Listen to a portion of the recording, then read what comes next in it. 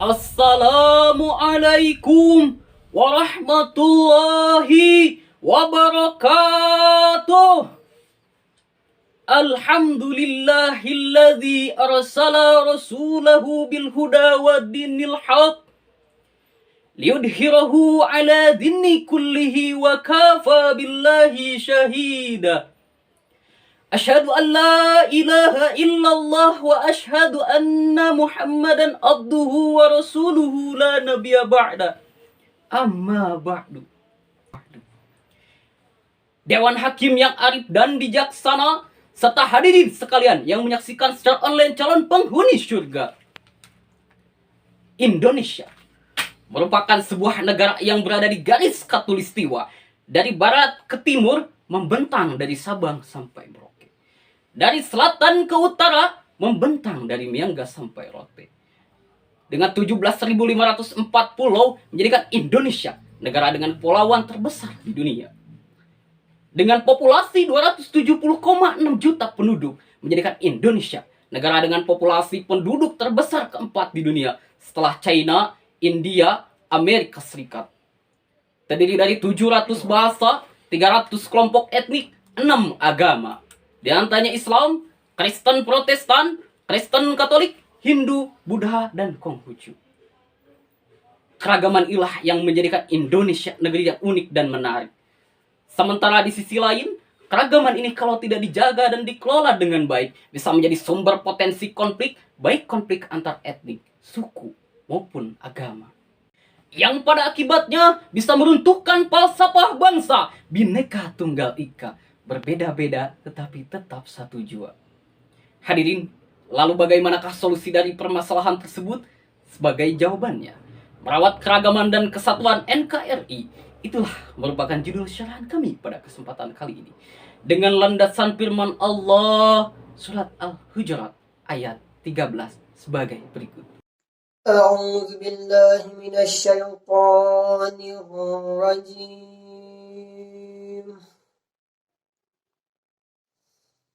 Bismillahirrahmanirrahim.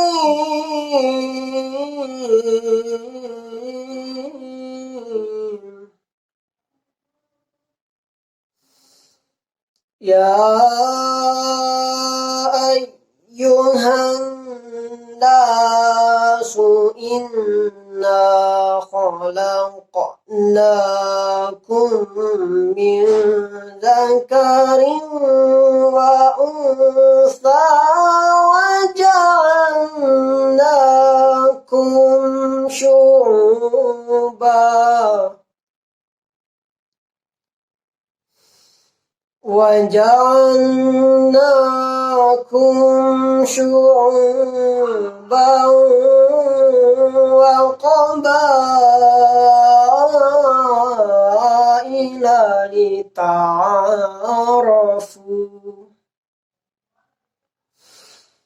إِنَّ أَكْرَمَكُمْ عِندَ اللَّهِ أَتْقَاكُمْ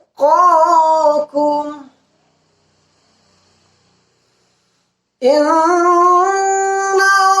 Allaha alimun khabir.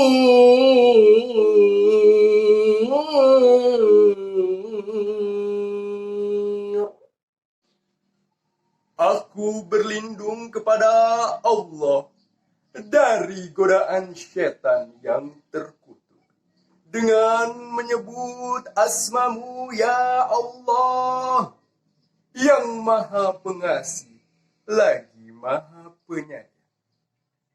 Wahai manusia, sungguh kami telah menciptakan kamu dari seorang laki-laki dan seorang perempuan.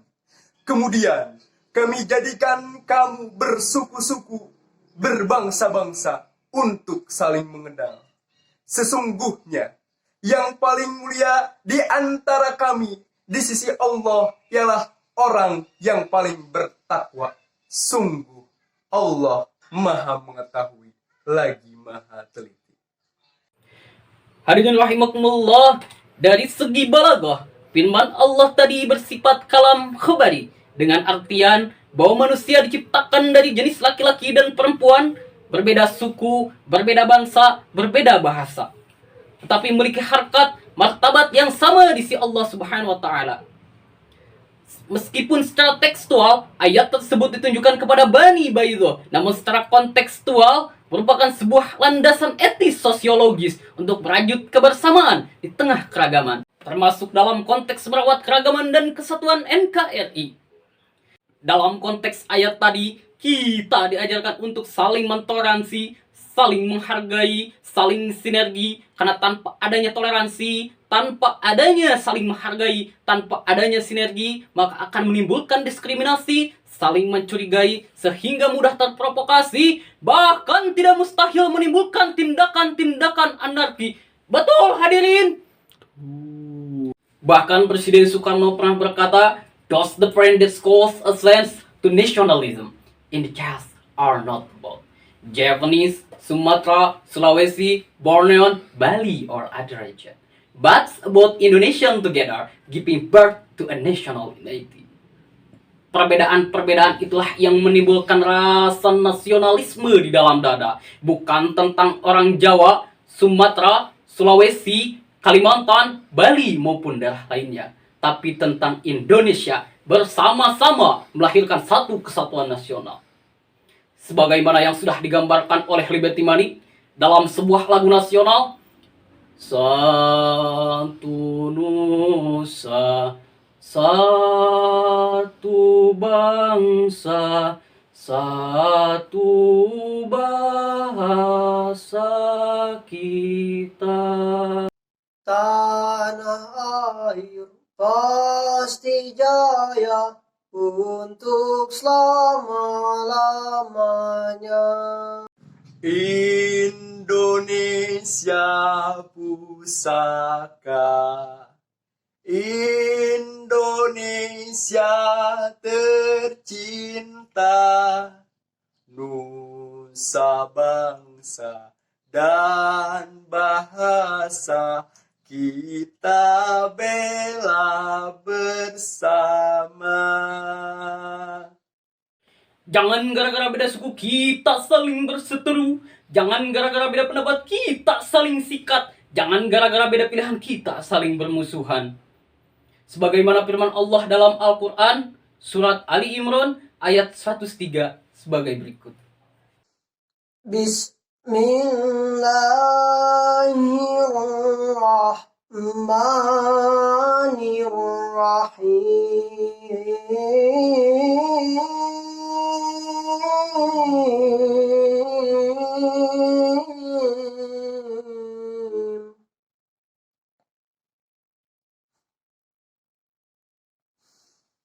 Wa'tasimu bihablillahi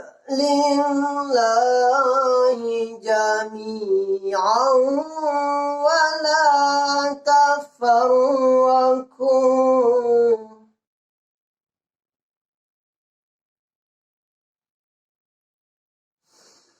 واذكروا نعمة الله عليكم إذ كنتم أعداء فألف بين قلوبكم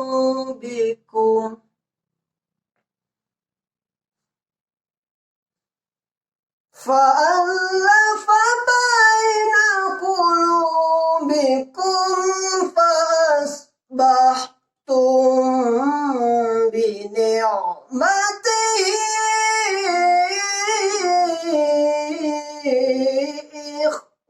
إخوانا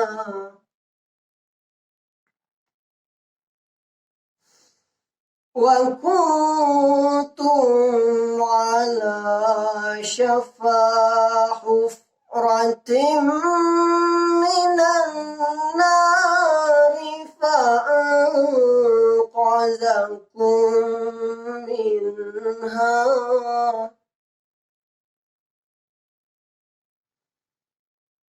كذلك يبين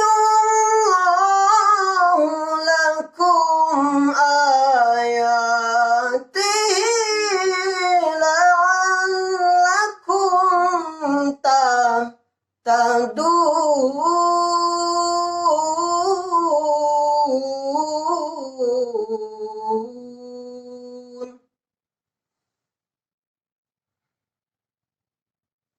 صدق الله العظيم. Dengan menyebut nama Allah yang Maha Pengasih lagi Maha Penyayang. Dan berpegang teguhlah kamu semuanya pada tali agama Allah. Dan janganlah kamu bercerai-berai. Dan ingatlah nikmat Allah kepadamu ketika kamu dahulu pada masa jahiliyah. Lalu Allah mempersatukan hatimu sehingga dengan karunia-Nya kamu menjadi bersaudara. Sedangkan ketika itu kamu berada di tepi jurang neraka, lalu Allah menyelamatkan kamu di sana. Demikianlah Allah menerangkan ayat-ayat-Nya agar kamu mendapat petunjuk. Hadirin rahimakumullah, wa'tasimu bihablillahi jami'a, dan berpegang teguhlah kamu kepada tali agama Allah. Ayat tersebut menyuruh kita untuk senantiasa berpegang teguh kepada tali agama Allah dan melarang kita untuk saling bercerai-berai, wala tafarraqu, dan janganlah kamu saling bercerai-berai.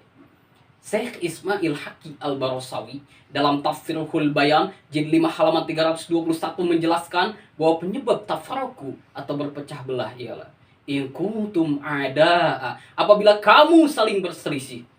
Imam Jalaluddin Al-Mahali dan Imam Jalaluddin As-Suyuti dalam Tafsir Jalalain jilid 2 halaman 371 menjelaskan fa innal firaqo halakun wal jam'ata najahun. Sungguhnya perpecahan merupakan sebuah kebinasaan dan persatuan merupakan sebuah keselamatan.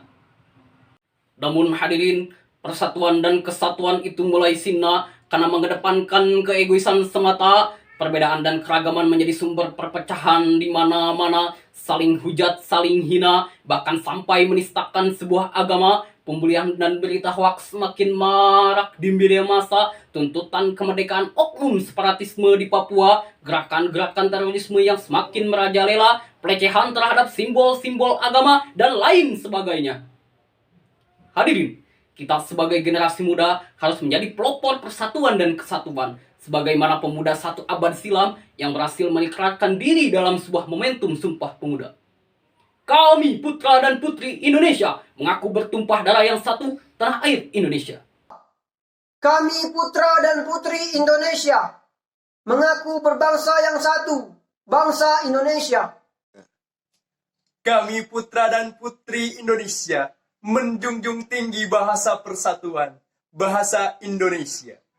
Hadirin, sebagai kesimpulan dari uraian tadi, dapat kita simpulkan bahwa keragaman dan kesatuan merupakan pilar utama pemersatu bangsa. Marilah kita tingkatkan ukhuwah Islamiyah, ukhuwah Watoniyah agar Indonesia tetap jaya di buana. Sebagai penutup kata, pantun Kartina. Jauhi terorisme, paham perusak bangsa. Tingkatkan nasionalisme, Indonesia sejahtera. Pohon dadap di tepi laman, mohon maaf atas segala kehilapan.